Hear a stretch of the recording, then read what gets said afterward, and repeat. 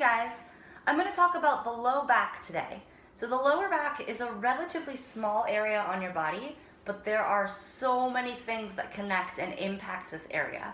So it's designed for absolute maximum both stability and mobility. That's why it's generally easiest to bend and twist and move around from the lower back than it is, say, from your mid back. But with that comes added chance of restrictions. So because there are so many muscles going into there, a lot of these muscles can get stuck together, or some problem in one area of your body is more likely to affect the lower back since it's the epicenter of so many things. So let's talk about some different muscles. The first one I don't want to talk about, I didn't draw, but it is the spinal erector group. So it's called that because it keeps your spine erect or upright. This is the back view of the skeleton. So there are three. Number one, semispinalis is the closest to your spine. It's going to run right along here, down into your hips. So it runs along a huge length of your back and goes down into your lower body. The second one is longissimus thoracis, which is the biggest. It's a little bit further out than semispinalis, but same thing. It runs all the way down the length of your spine, all the way down into your sacrum. It's related to another smaller longissimus muscle, which starts up at your upper ribs and goes up into your neck and skull. And then the last one is called iliocostalis, which is the flattest. It tends to be the least toned of the muscles, but it can really cause a surprising number of problems because it's very flat on your ribs. So a lot of times rib issues, there needs to be some resolving of the muscle of iliocostalis. It's something that I would need to work on for a client having rib problems. Starts up here, comes down, out from underneath the scapula, all the way down into the lower back with the other three. So they're really big muscles. We use them a lot for everything. Any sort of active flexibility motion where you're pulling your back into a fold, those muscles are being used and honestly strained kind of a lot. And then we also have, when we're talking about spinal extension or that back bend, there are little muscles going from the transverse processes or the outer little points of your vertebrae down to the center processes, or the ones in the back. So they go this way, all the way down. You have them all the way down the entire length of your spine. Also really an important part of spinal extension and something that I need to work on when people come see me for back problems. And then going a little bit deeper, we have the quadratus lumborum, or QL. It's called that because it's got four sides. It's sort of square-ish. That's the quad, and it's in the lumbar region of your body. So quadratus lumborum. It connects to the lowest rib, to the top of your pelvis, and to those transverse processes or the sides of your vertebrae. So it's really pulling on a lot of stuff. It's a pretty solid, pretty big, powerful muscle.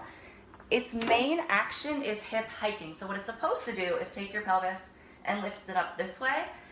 It often ends up taking the big brunt of hip extension. So when you lift your hips back, a lot of times we end up using this muscle more than our glutes. So a lot of times when you have back problems, it's really important to strengthen your glutes so that your QL isn't taking so much of the load. This guy also gets full of trigger points or knots, which refer all kinds of places. Most commonly, they'll sort of refer down the back and sides of your legs and your thighs. Another muscle to be aware of is serratus posterior inferior. You've probably never heard of this one. It has that name because it's named in relation to a couple other serratus muscles, and it's the lowest one and it's the furthest in the back, so posterior inferior. This guy connects right to the back of your spine, comes up this way to the back of your lower ribs. The primary purpose of this muscle is actually in breathing. So when you take a deep breath, it's a muscle that's really responsible for pulling your rib cage down and back. We engage this muscle a lot in pole.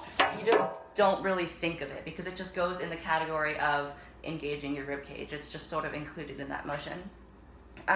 If you ever have a nagging cough, say you get bronchitis and it just lingers for a few months, because this muscle is so implicated in breathing, it can get pretty jacked up if you have a cough for a long time. So I know that when I have a cough for a long time, I start to get some pretty crazy back pain.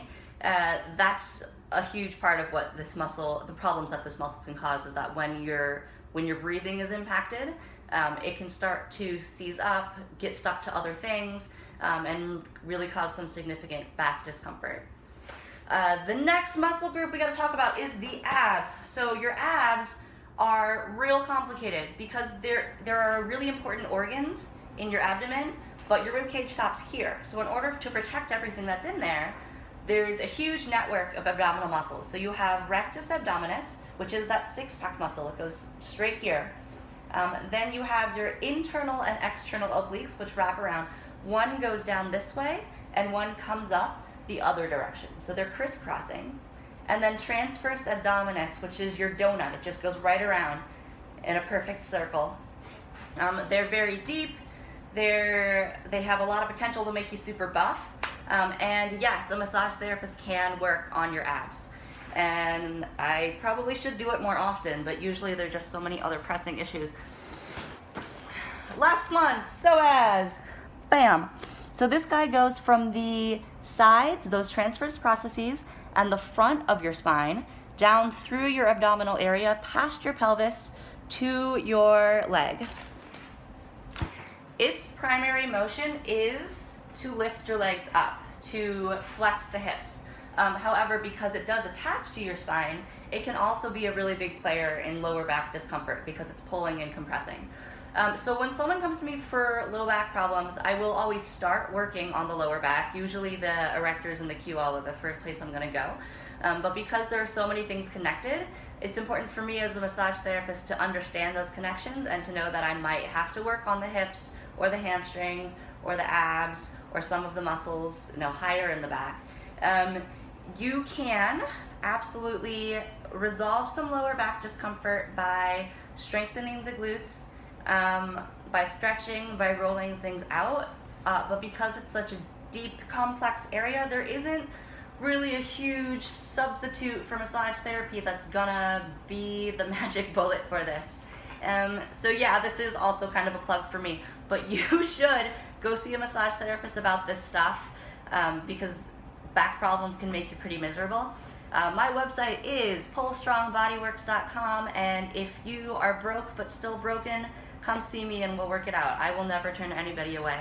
So I hope that was helpful. There are a lot of other muscles that I didn't get to just because this video is way too long, but let me know if you have any questions. Thanks.